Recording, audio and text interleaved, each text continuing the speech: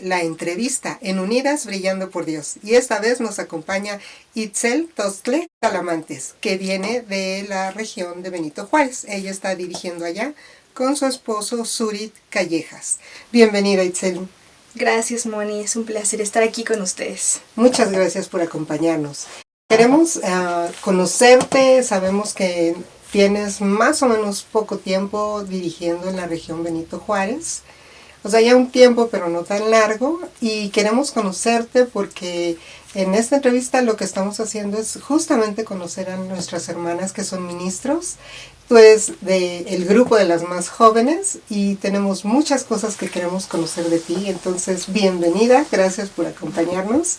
Y cuéntanos, Itzel, ¿cómo fue que tú llegaste a la fe? ¿Cuánto tiempo tienes en la iglesia? Sí, yo me bauticé en el 2013, yo tenía 18 años.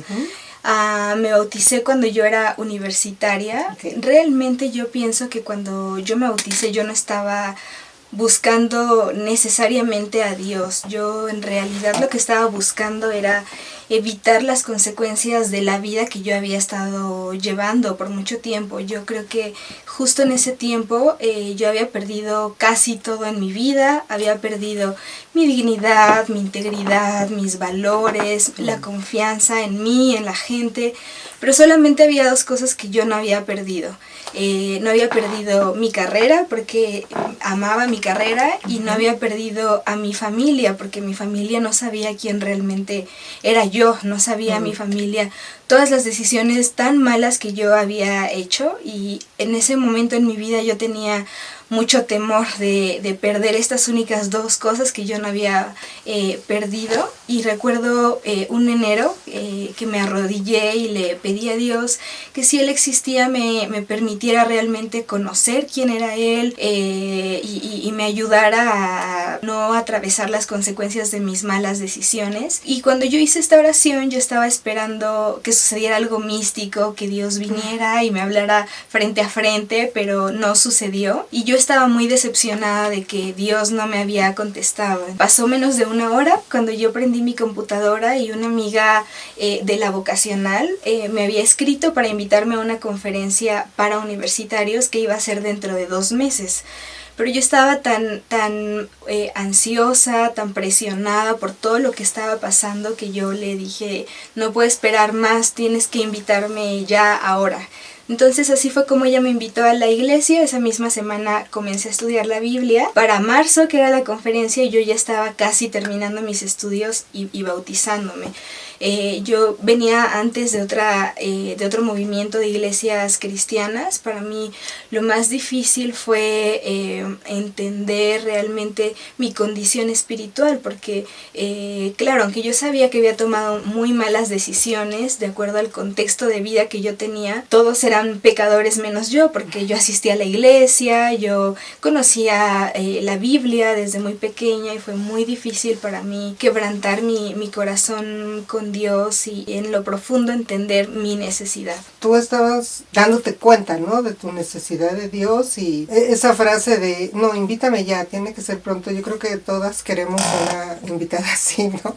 Que por favor respondan rápido y que ya se quieran venir el domingo al servicio, ¿no? Es maravilloso siempre como Dios responde con tanta misericordia, aunque no entendemos a veces su voz, ¿no? Y entonces tú llegaste al ministerio universitario. Llegué justamente cuando Víctor y Sandra estaban comenzando a reactivar los ministerios universitarios. Fui el tercer bautismo de esa nueva generación, entonces me bauticé casi a inicios de este nuevo proyecto, y para mí conocer a Dios en la universidad fue lo mejor que me pudo pasar. Yo creo que Dios me rescató de tomar muchas malas decisiones y peores de las que ya estaba tomando, pero también creo que conocer a Dios en la universidad a mí me ayudó también a reenfocarme. Yo creo que por primera vez fue el momento en donde yo dejé de tener tantas máscaras en la vida. Yo creo que yo con mi familia era de una manera, en la escuela de otra, con mis amigos de otra,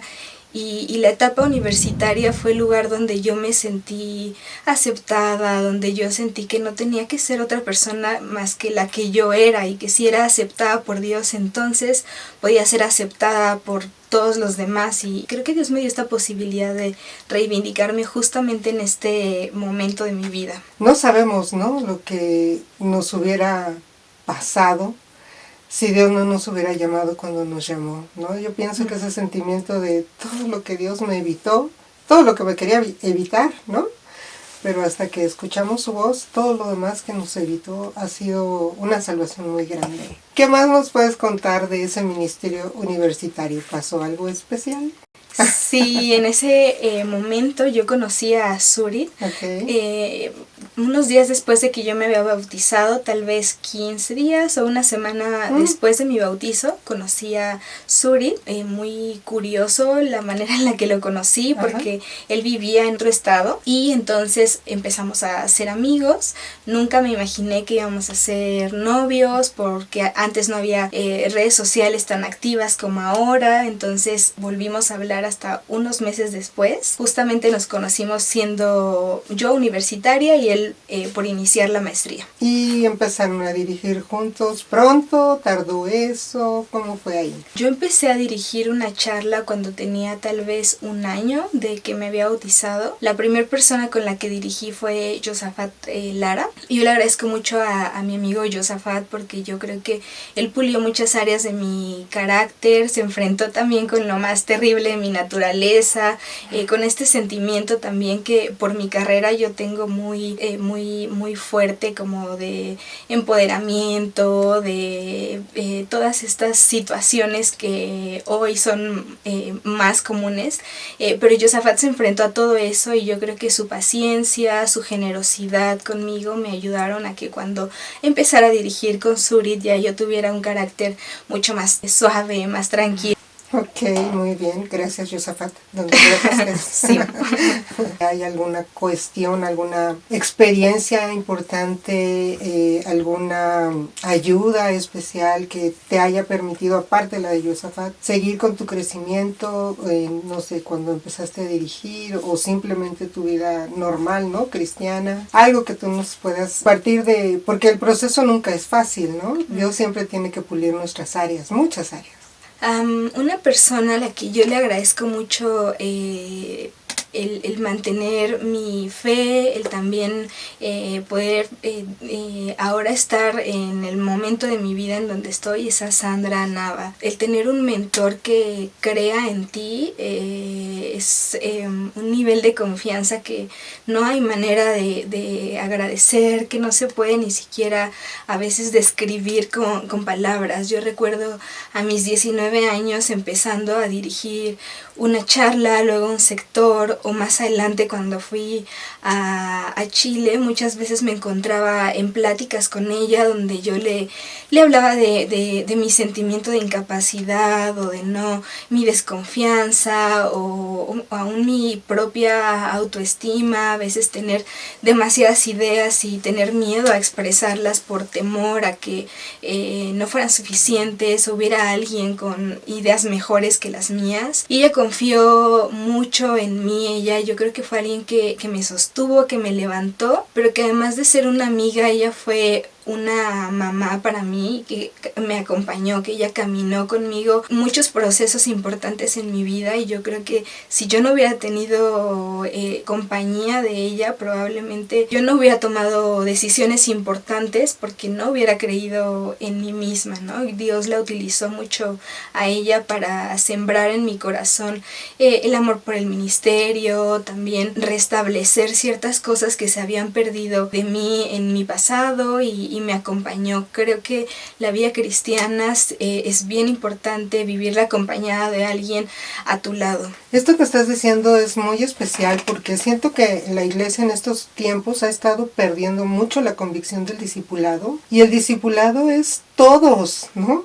Nos han enseñado que la Biblia dice más de 50 veces que hagamos cosas unos por otros, y pues eso es el amor, ¿no? O sea, no nada más tu discipuladora y a la discípula, y la discípula a la otra discípula, sino entre cualquiera de nosotros, ¿no? Porque yo entiendo que Sandy te ayudó, y gracias, Sandy, un saludo. pero no fue tu discipuladora todos estos años, o sea, ella fue una compañía, una amiga, una hermana, ¿no? Que junto con el discipulado, los discipulados que tú hayas recibido, pues fue parte, ¿no? De esa enseñanza, de ese proceso, de ese crecimiento, y es algo que podemos disfrutar todos, ¿no? Decías que fuiste a Chile, entonces cuéntanos, ¿cómo fue eso? ¿Cuándo fue que fuiste a Chile? También te quiero preguntar sobre Surit, o sea, ustedes empezaron a dirigir, pero ahora son esposos, entonces hay mucha historia que todavía queremos que nos cuentes. Sí, en el 2017 yo ya estaba empezando mi carrera, llevaba un año trabajando, ya estaba yo muy definida en lo que quería hacer para mi futuro, mi vida laboral. Y de pronto nos llamaron para poder ir a Chile a construir el ministerio universitario. Cuando nos llamaron, Surit y yo éramos novios, nuestra relación fue bastante larga. Él y yo cuando nos fuimos llevábamos 3 años y después todavía duramos otros 2 años más, pero ya lo contaré más adelante. Okay. Pero bueno, cuando nosotros nos fuimos, ambos renunciamos a nuestras carreras, a nuestro trabajo. Nos mudamos en el 2018, luego de un proceso largo de entrevistas presenciales, virtuales. Entonces llegamos en enero del 2018 a Chile. Nos fuimos siendo novios. Chile ha sido la decisión más importante de mi vida. Es el mejor momento de mi vida. Yo creo que Dios utilizó a la iglesia en Chile, a los hermanos, para sembrar en mí cosas con respecto a la unidad, al amor fraternal, a la misericordia, a la gracia, que de otro momento y de otra manera yo no hubiera aprendido si no hubiera sido hasta allá. En mi corazón me autonacionalicé chilena hace algunos años, porque yo creo que para mí ese momento de mi vida fue como mi desierto espiritual. Yo creo que estando aquí en México tenía el apoyo de mucha gente a mi alrededor. Siempre es bueno y es válido, pero llega un momento en la fe cristiana donde necesitas ser tú y Dios y depender más de esta relación que del resto de las relaciones. Y estando en Chile, yo no tuve al principio ese núcleo que me sostuviera, y entonces tuve que aprender a verme a mí misma, mis necesidades, y a responder cuestionamientos como ¿por qué estoy aquí? ¿Por qué soy cristiana? ¿Por qué decidí este camino para el último día de mi vida? Y fue bastante duro cuando llegamos allá, pero también fue un momento donde Dios trató mi corazón, mis heridas, fortaleció otras situaciones que yo no había percibido hasta ese momento, que estaban ahí, y que cuando estás a solas en el desierto con Dios no hay otra manera, tienen que salir. Así fue como llegamos, nos comprometimos, nos casamos en el 2019. Nosotros nos casamos en Chile, así que nuestro matrimonio es chileno y mexicano también. Sí. Mexicano y chileno, porque también tuvieron boda aquí en México. Cuéntanos por favor más de la iglesia en Chile. O sea, este ministerio de Unidas Brillando por Dios está en toda Latinoamérica y seguramente algunas hermanas de por allá puedan verlo, entonces nos gustaría saber más, ¿no? Luego estamos tan lejos que no conocemos otras iglesias del movimiento, ¿no? Cuando nosotros llegamos a la iglesia en Chile, ellos no tenían ministerio de universitarios, el ministerio de jóvenes recién estaba construyéndose. Nuestro ministerio éramos Surit, otros 3 hermanos y yo. Éramos solamente 5 hermanos. Realmente había una expectativa muy alta. La idea de este ministerio es que nosotros lo construyéramos, lo nutriéramos y levantáramos liderazgo local, para que después nosotros volviéramos a Chile. Cuando tomé mis maletas y me fui, yo estaba convencida que no iba a volver, aun cuando el plan era que tuviéramos que volver. Yo pensé que iba a morir en Chile, que iba a hacer toda mi vida en Chile, porque era como un sentimiento misionero muy fuerte, que al lugar a donde yo iba a ir iba a ser mi país, que iba a abrazar su cultura, que iba a abrazar a su gente, y que era mi tierra prometida, que el lugar a donde yo iba a pisar era Tierra Santa. Entonces cuando nosotros llegamos a Chile, el primer año fue muy complicado porque hubo una serie de situaciones sociales.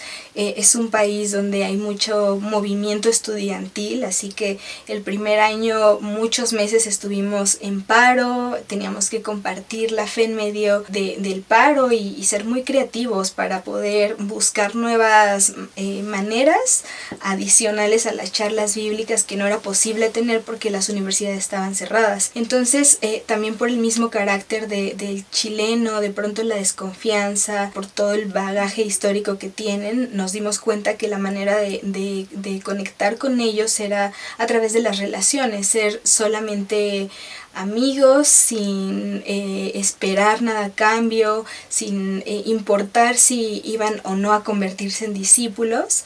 Así que a finales del año tuvimos el bautismo de un colombiano que fue muy especial porque así como nosotros éramos extranjeros, en ese momento estaban llegando muchos extranjeros, diferentes nacionalidades, tanto europeas, latinas, a Chile. Entonces empezamos a convivir con esta multiculturalidad y me encantaba porque cada uno tenía diferentes palabras, compartíamos la comida de las diferentes nacionalidades y algo muy especial que pasó a finales de ese año es que conocimos un haitiano que hablaba criol, su lengua natal, y no hablaba nada de español. Surit comenzó a estudiar la Biblia con él sin entender nada de criol y nada de español, y Surit leía su Biblia en francés, trataba de comunicarle lo que decía la Biblia, y este chico se bautizó. Yo creo realmente que fue un milagro de Dios que se bautizara sin entender el idioma, con una cultura tan distinta, aún siendo latinos. A la actualidad este chico todavía es discípulo, habla perfectamente español y creo que es un milagro. Para la fe y para el evangelio no hay barreras, ¿no? Yo creo que cuando estamos enfocados en lo que queremos hacer y hay fe de por medio, podemos hacerlo todo. Además de este chico que se bautizó, nosotros solo estábamos en Santiago de Chile, pero a finales de ese mismo año se bautizó un chico de Viña del Mar. Empezamos a ver muchos milagros a través de las relaciones, pero para el siguiente año vino el estallido social, que fue un momento bien complicado en la vida del país. Casi nos habíamos casado, nosotros nos casamos en julio, pero para octubre de ese mismo año vino el estallido social que paralizó todo el país. Fue muy difícil para nosotros porque ese año, cuando estaban las protestas, cuando quemaban los edificios, los medios de transporte, casi morimos en ese año. Surit y yo veníamos de regreso a la casa después de una charla bíblica y llegaron unas personas encapuchadas, lanzaron fuego a la micro donde íbamos, planeaban incendiar la micro con todo y la gente adentro. Fue muy difícil ese momento. Yo recuerdo las caras de la gente, la reacción de Surit, y lo único que yo pensaba cuando nos tiramos al piso fue: yo vine aquí a morir por los chilenos y me voy a morir aquí, ¿no? En mi mente todo pasó muy rápido. Yo pienso que fue realmente Dios quien nos salvó, porque no había manera de escapar. Había toda una línea de gente para evitar que la micro avanzara, y la conductora de la micro avanzó muy rápido y justamente ella se detuvo en la esquina de nuestra casa y no hubo más servicio, pero yo creo que fue un milagro porque ella pudo haberse detenido calles atrás o calles adelante y nosotros correr en el peligro de la noche porque ya eran más de las 10 de la noche y nuestra casa estaba junto a donde el transporte nos dejó. Entonces yo creo que solamente pudimos ver la compasión de Dios en ese momento. Fue muy, muy difícil para nosotros pasar por eso, con nuestra familia aquí, sin saber si íbamos a vivir o no íbamos a vivir. Pero una de las cosas que yo pensaba mientras eso sucedía estaba en paz, estaba completamente libre, porque yo pensaba: si en este momento voy a morir, Dios me va a encontrar haciendo mi llamado, ¿no? Y eso me daba mucha paz, pensar, voy a ver a Dios en este momento. Entonces era una ambivalencia rara, porque podía sentir mucho miedo, podía sentir ansiedad, pero al mismo tiempo sentir paz, porque había cumplido mi propósito y iba a poder ver a Dios. Lo que estás contando es impresionante. Siempre el campo misionero tiene muchas experiencias poderosas, ¿no? Del ataque del enemigo y de la salvación que Dios da, ¿no? Es increíble saber cómo Dios sigue al tanto, ¿no? De cada uno de nosotros, estemos donde estemos, mientras, como tú dijiste, estemos cumpliendo nuestro llamado. O sea, Él siempre nos cuida, pero más cuando estamos obedeciendo su voz, ¿no? Obedeciendo su llamado. Creció el ministerio universitario allá en Chile. Ahorita, ¿cómo andarán por allá? Sí, el ministerio se fusionó, dejó de trabajar como universitarios y jóvenes por separado. Vimos que es muy importante construir relaciones entre las diferentes generaciones, y los jóvenes y los universitarios ahora trabajan juntos. A finales de ese año, varios jóvenes se bautizaron también, otros universitarios llegaron a través de las redes sociales, empezamos a hacer campañas por Facebook, así que este es el mejor lugar para poder compartir nuestra fe. Siempre hay alguien que puede llegar. Okay. Muchas personas llegaron a estudiar la Biblia en el estallido, en la pandemia. Seguramente estudiamos con más de 30 mujeres solamente porque nos escribían de las redes sociales. Entonces se bautizaron algunas personas por ese medio, y ahora deben de ser más de 20 personas, algunos discípulos, otros visitando la iglesia desde hace un par de meses, pero siempre creo que la clave es el amor y el compañerismo. Eso vimos que revolucionó la manera de hacer ministerio, porque la gente en el mundo no tiene a alguien que lo escuche, alguien que lo acompañe, alguien que se interese por conocer a su familia, por atender sus necesidades. Eso fue lo que más ayudó en ese momento. Y bueno, después ustedes volvieron a México, pero también nos hablabas hace ratito, antes de que empezáramos, de que hubo un proceso, ¿no? Para este matrimonio. ¿Qué nos puedes contar? Surit y yo duramos aproximadamente 5 años siendo novios. Mi noviazgo fue complicado. Yo creo que fue una bendición de Dios poder conocer a Surit justamente en este núcleo espiritual, pero yo tenía muchas heridas de mi pasado, disfuncionalidades familiares que yo no entendía que tenía. Yo creo que por mucho tiempo en mi vida yo había pasado la hoja porque no quería enfrentarme a estas situaciones, y que justamente llegando a Chile para mí fue inevitable enfrentar. Yo me recuerdo mucho tiempo y muchas veces hablando con mis amigas, diciéndoles necesito terminar el noviazgo porque por algún motivo siento que no funciona, que yo no soy suficiente. Yo no tenía una construcción sobre el matrimonio porque había vivido y había visto en mi núcleo familiar disfuncionalidad. Para mí no era, aun cuando yo había ido a algunas bodas dentro de la iglesia, yo había leído sobre el plan de Dios sobre el matrimonio. En mi mente era claro, pero en mi corazón yo no lo entendía. Y hacer esta conexión entre mi mente y mi corazón fue muy difícil. Yo me negaba a aceptar que yo era capaz de tener una vida diferente a lo que había vivido mi familia, a toda la construcción mental que yo me había hecho, sumado a todavía este empoderamiento que yo tenía, y yo sentía que yo no necesitaba de nadie para poder ser feliz.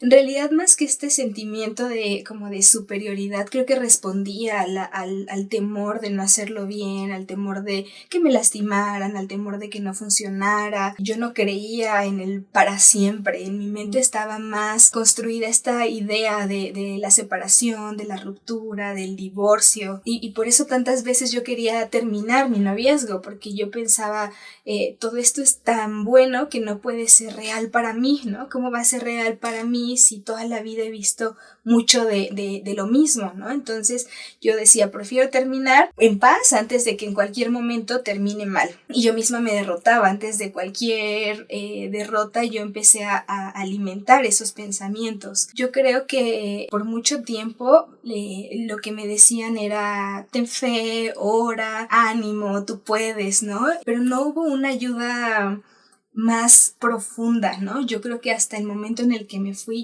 Entonces agradezco mucho a Nelson y Carolina Barreto porque... ¿Ellos eran de Chile? Sí, okay. Ellos eran nuestros discipuladores en la iglesia en Chile. Okay. Y ellos fueron quienes detectaron que había una situación que yo no estaba resolviendo. Empezamos a tener tiempos de discipulado compartidos, lo cual ayudó mucho porque a veces el discipulado a veces es por separado, ¿no? Y no hay esta posibilidad realmente de que haya una apertura, vulnerabilidad y de que tu pareja conozca cuáles son tus miedos y decida libremente si quiere caminar contigo en esa etapa o no quiere hacerlo. Yo recuerdo mucho una plática que fue el punto de partida para que empezáramos Surit y yo a caminar esta travesía. Yo le expresé en algún momento a Surit junto con ellos que yo tenía mucho miedo de enfrentar mi realidad, de enfrentar mi pasado, mi presente. Y yo me acuerdo con muchas lágrimas decirle a Surit, yo no sé si voy a vencer esta batalla porque necesito entrar a un proceso donde me reconozca a mí misma, donde lidie con esto, donde yo aprenda a colocar en mi mente los pensamientos de Cristo y no los míos. Y yo no sé si al final de esta carrera voy a decidir continuar la relación. Y yo no quería ser egoísta con él, no quería involucrarlo en todo mi proceso complicado. Para mí ya estaba siendo muy injusto después de tantos años que recién yo hablara de esto con tanta libertad, con tanta claridad. Y yo recuerdo que las palabras de Surit en este tiempo fueron, no importa lo que pase, ¿no? Aun si tú decidieras que quieres solamente ser mi amiga y que tú vas a caminar tu vida espiritual por separado, yo voy a quedarme. Pero quiero quedarme en la relación contigo para ayudarte porque necesitas un amigo, ¿no? Y no terminamos la relación, nosotros continuamos, pero él era perfectamente consciente de todo lo que yo estaba lidiando. A mí me ayudó mucho en ese tiempo la paciencia de Surit, la gracia con la que me trataba, porque muchas veces avanzaba mucho, pero había otras veces donde retrocedía, o había otras veces donde solamente necesitaba hacer una pausa y replantearme todo lo que estaba pasando, porque fue un torbellino a la vida que yo estaba llevando hasta ese momento. Y recuerdo yo tuve que asistir también a ayuda psicológica. Yo creo que de pronto es muy bueno utilizar esas herramientas integrales cuando tienes herramientas espirituales, tienes una red de apoyo.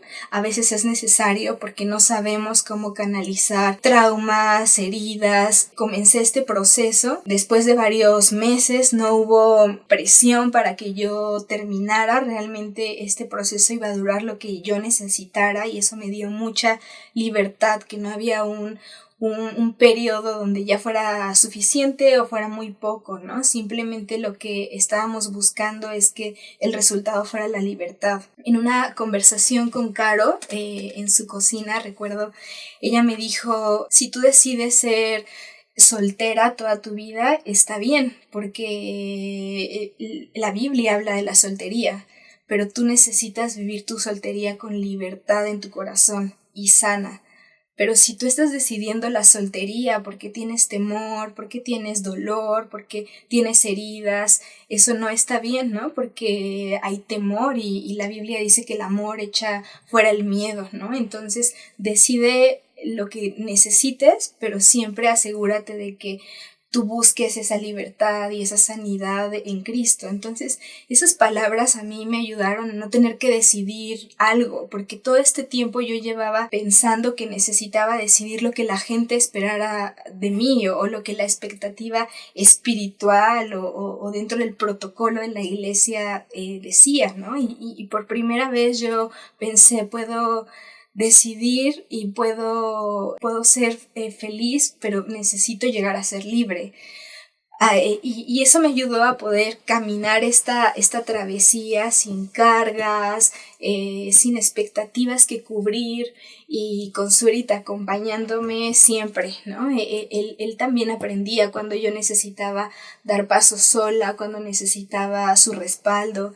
Y después de unos meses me preguntaron cómo me sentía, pero no había ningún interés en la pregunta. Fue una conversación de amigas. ¿Cómo estás? ¿Cómo vas? Claro. Y en esa conversación yo le dije, ¿sabes qué? Yo creo que si Surit me preguntara en este momento si me caso con él, yo le diría que sí.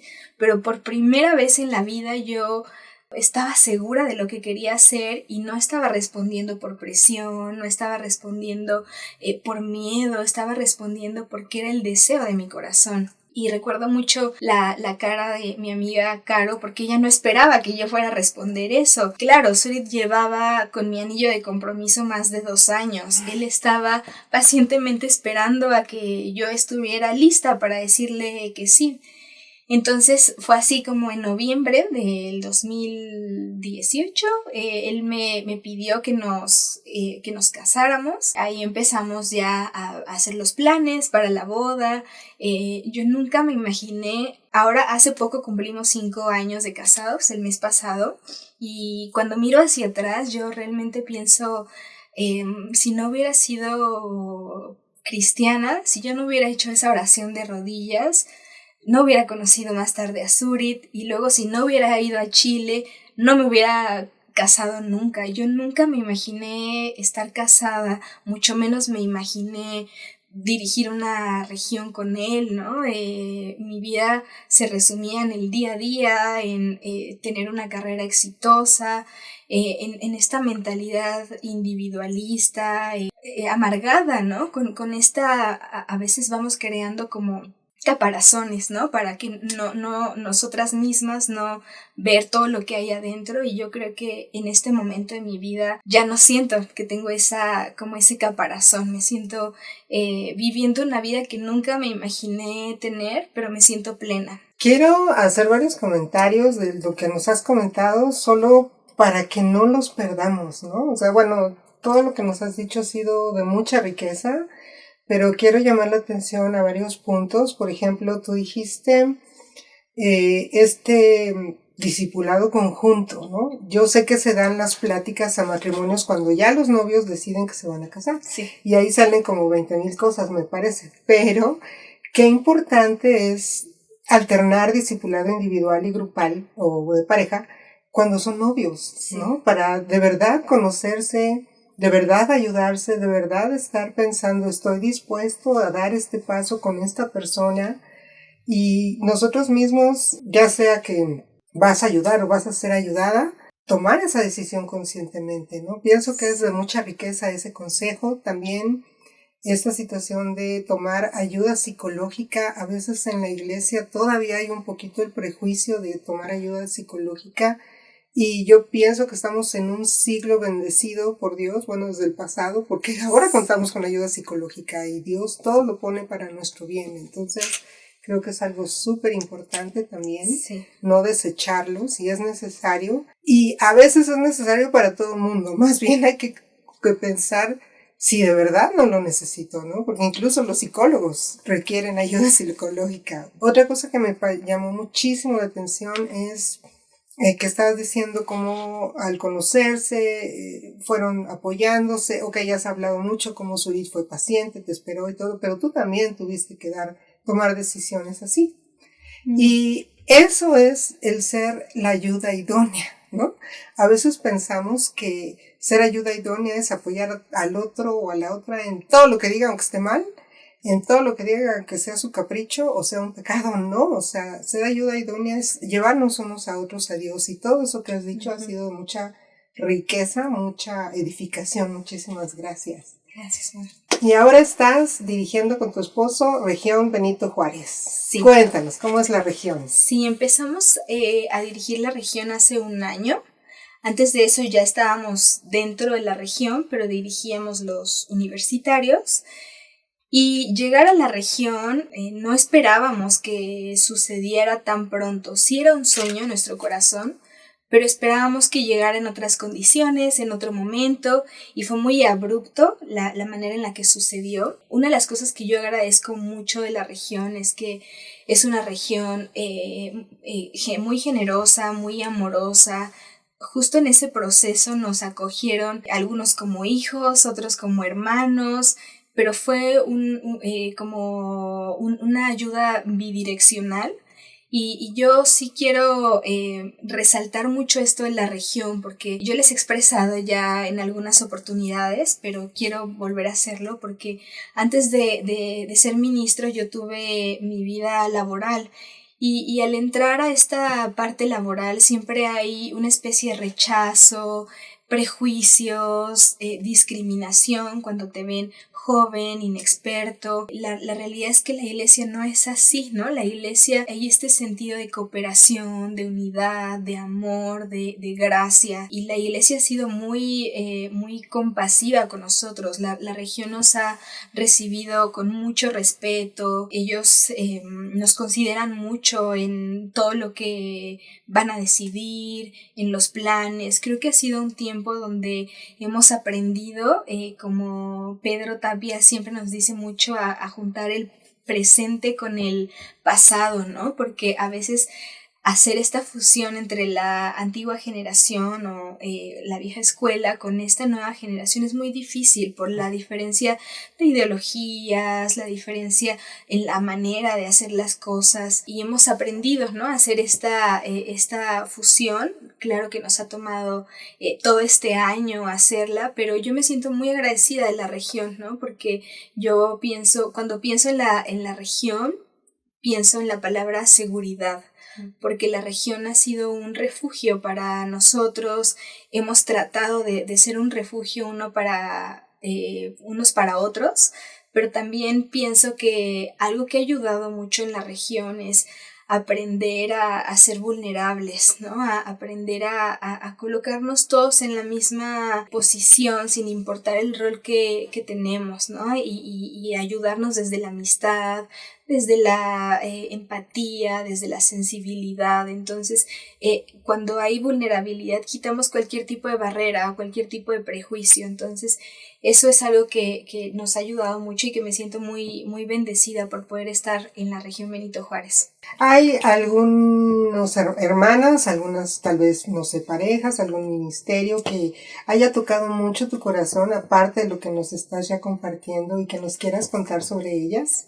La región Benito Juárez es muy diversa. Hay hermanos de muchos años en la fe, pero también hay hermanos que crecieron con nosotros cuando éramos universitarios. Entonces hay una mezcla de muchas edades. Yo creo que hemos aprendido en este tiempo como a ser una familia, ¿no? Yo creo que con Pedro y Rosy, ellos son unos padres para nosotros. Aun cuando nosotros los discipulamos a ellos, hay una relación como de hasta cierto punto de cierta igualdad, donde ellos nos aconsejan como papás y nosotros los aconsejamos también, ¿no?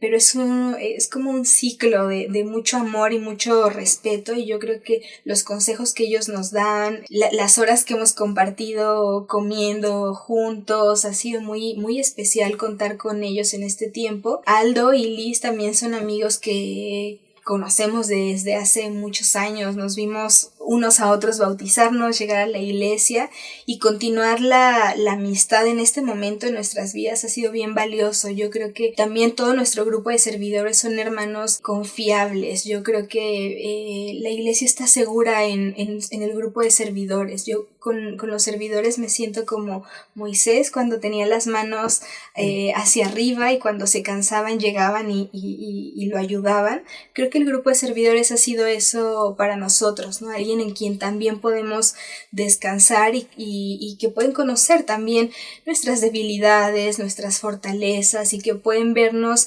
como los líderes que fallan también, ¿no? Que se equivocan, que no son perfectos y que necesitan también de ellos, ¿no? Nosotros en nuestra vida personal necesitamos de nuestros amigos y eso hemos tenido en la región. Muy bien, muchísimas gracias, Itzel.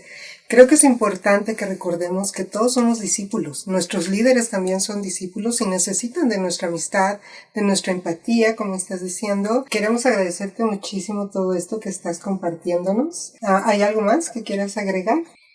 No, yo creo que hemos conversado bastante bien, ha sido una muy buena plática. Sí. Solamente, si ahora que lo pienso, si quiero agregar algo, pensando un poco en esta parte misionera, una de las mejores decisiones que pueden tomar, cuando platico con muchos chicos de esta nueva generación, veo cada vez más como este rechazo a querer ser un ministro, a querer ser un misionero, o a hermanos de hace mucho tiempo que en algún momento quisieron ser misioneros o trabajar de alguna otra manera para la iglesia y con el tiempo sus sueños se han perdido. Yo creo que Dios nunca olvida nuestros sueños, ¿no? E invertir nuestro tiempo, nuestra vida en el ministerio es lo mejor que podemos hacer. Ver una vida transformada es algo que te llena el corazón. Entonces, creo que esta es una oportunidad también, ¿no? Ahora que tenemos más medios, más herramientas para poder ayudar a otras mujeres a conocer la salvación. Queremos agradecerles, hermanas, su compañía en esta plática tan sabrosa que hemos tenido aquí con Itzel.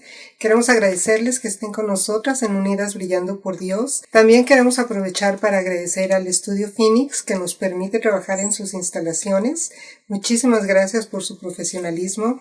Y pues nos despedimos. Para Unidas Brillando por Dios, Mónica Loaesa.